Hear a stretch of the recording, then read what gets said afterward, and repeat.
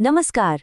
आज हम अप्रैल 1946 की अखंड ज्योति पत्रिका से परम पूज्य गुरुदेव पंडित श्रीराम शर्मा आचार्य जी के ज्ञान के सागर में गोता लगाने जा रहे हैं। यकीन मानिए, ये वो ज्ञान है जो किसी समय या युग का मोहताज नहीं। तो चलिए इस सफर की शुरुआत एक सवाल से करते हैं। ये जो दुनिया है, ये तो लगातार बदल रही है ना? ऐसे में वो कौन सी चीज है जो हमें भीतर से थामे रख सकती है? वो कौन सा लंगर है जो हमें हर तूफान में स्थिर रख सकता है?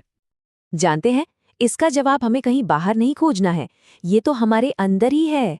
ये सफर असल में अपने भीतर ज्ञान की उस अखंड ज्योति को जगाने का सफर है, वो लौ जो हमेशा से हमारे अंदर जल रही है। तो फिर पहला कदम क्या है? पहला कदम है अपनी भीतरी दुनिया पर महारत हासिल करना, क्योंकि जो कुछ भी बाहर होता है ना, उसकी जड़ें हमारे अंदर ही होती हैं। गुरुदेव की एक बहुत ही गहरी बात है कि मन एक शक्तिशाली यंत्र है। अगर इसका सही इस्तेमाल हो तो ये एक दोस्त है, और अगर गलत इस्तेमाल हो तो ये दुश्मन बन जाता है। जरा सोचिए, हमारा सबसे बड़ा दोस्त और सबसे बड़ा दुश्मन दोनों हमारे ही अंदर बैठा है। तो सवाल ये उठता है कि इस मन को दोस्त कैसे बनाया जाए। गुरुदेव ने इसके 3 बहुत ही सरल रास्ते दिखाए हैं। सबसे पहले निरीक्षण, मतलब अपने विचारों को बस देखें, एक गवाह की तरह, बिना ये सोचे कि क्या सही है क्या गलत। फिर आता है विवेक, ये समझना कि कौन से विचार हमें आगे बढ़ाते हैं और कौन से हमें नीचे गिराते हैं। और फिर सबसे जरूरी कदम, उन्हें सही दिशा देना, यानी अपनी सारी ताकत उन विचारों पर लगाना जो हमें मजबूत बनाते हैं। और एक बात हमेशा याद रखिएगा, असली ताकत ये नहीं है कि जिंदगी में कोई उथल-पुथल ना हो। अरे असली ताकत तो उस उथल-पुथल के बीच भी शांत और स्थिर रहने में है। अच्छा, जब हम अपने मन को साधना सीख जाते हैं, तभी हम एक उद्देश्य से भरा जीवन जी सकते हैं, क्योंकि जब तक अंदर शांति नहीं होगी तो बाहर हमारे काम सार्थक कैसे हो सकते हैं। तो चलिए अब इसी जुड़ाव को समझते हैं। यहाँ पर धर्म शब्द को समझना बहुत जरूरी है। देखिए, धर्म का मतलब सिर्फ पूजा पाठ नहीं है।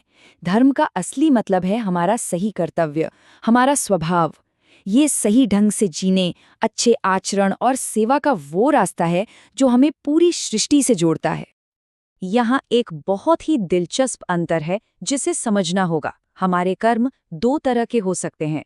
एक होते हैं लाभ के लिए कर्म, जो हम अपनी इच्छाओं को पूरा करने के लिए करते हैं।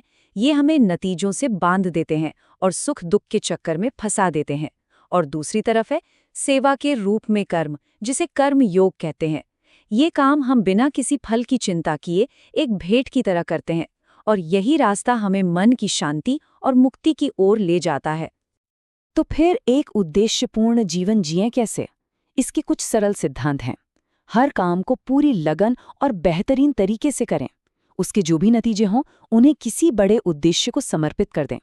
दूसरों की मदद करें, लेकिन बदले में कुछ पाने की उम्मीद ना रखें। और अपने हर काम को एक पूजा की तरह देखें। लेकिन इस तरह का जीवन जीने और अपने मन को साधने की ताकत, ये ऊर्जा आती कहाँ से है? वो क्या है जिस पर ये सब कुछ टिका हुआ है? बस यही सवाल हमें हमारे सबसे जरूरी विषय पर ले आता है, और वो है आस्था की शक्ति। यहाँ हम बात कर रहे हैं श्रद्धा की। श्रद्धा का मतलब सिर्फ मानना नहीं है। ये ईश्वर पर, गुरुओं की शिक्षा पर और खुद अपनी ताकत पर एक अटूट भरोसा है। ये वो विश्वास है जो दिल की गहराइयों से आता है। गुरुदेव ने आस्था की शक्ति को कितने सुंदर शब्दों में बताया है। आस्था वो रोशनी है जो आत्मा को घने अंधेरे में भी रास्ता दिखाती है। ये वो लंगर है जो तूफान में भी मजबूती से थामे रखता है। सोचिए, ये कितनी बड़ी बात है। अगर हमारे पास श्रद्धा है तो हर चुनौती हमें कुछ नया सीखने का एक मौका बन जाती है, और हर मुश्किल आगे बढ़ने के लिए एक सीढ़ी। इससे तो जीवन को देखने का नजरिया ही बदल जाता है। तो चलिए, इस पूरी ज्ञान यात्रा में हमने जो कुछ सीखा उसे एक बार फिर से दोहराते हैं, ताकि ये बातें हमारे मन में अच्छी तरह से बैठ जाएं।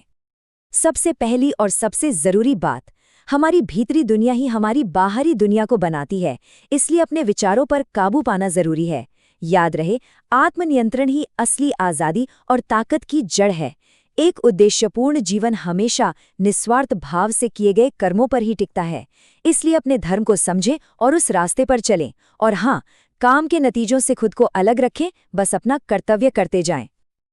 और आगे ये भी समझें कि अटूट श्रद्धा ही हमारा सबसे बड़ा कवच और सबसे बड़ा मार्गदर्शक है। मुश्किलों को मुसीबतों की तरह नहीं, बल्कि खुद को बेहतर बनाने के मौकों की तरह देखें। लगातार अभ्यास करने से ही हमारे अंदर की हिम्मत बढ़ती है। और ये हमेशा याद रखें कि सच्ची खुशी बाहर की चीज़ों से नहीं, बल्कि सेवा करने और अपने आप से जुड़ने में है। और इन सब का आखिरी मकसद है अपने भीतर उस परमात्मा के प्रकाश को महसूस करना। तो हम घूम फिर के वहीं आ गए जहां से शुरू किया था, हमारे अंदर जल रही उस लौ पर। वो ज्योति हमेशा जलती है, वो अखंड है। अब सवाल ये नहीं है कि वो है या नहीं, सवाल अब ये है, हम अपनी इस ज्योति को और भी तेजी से चमकने के लिए क्या करेंगे।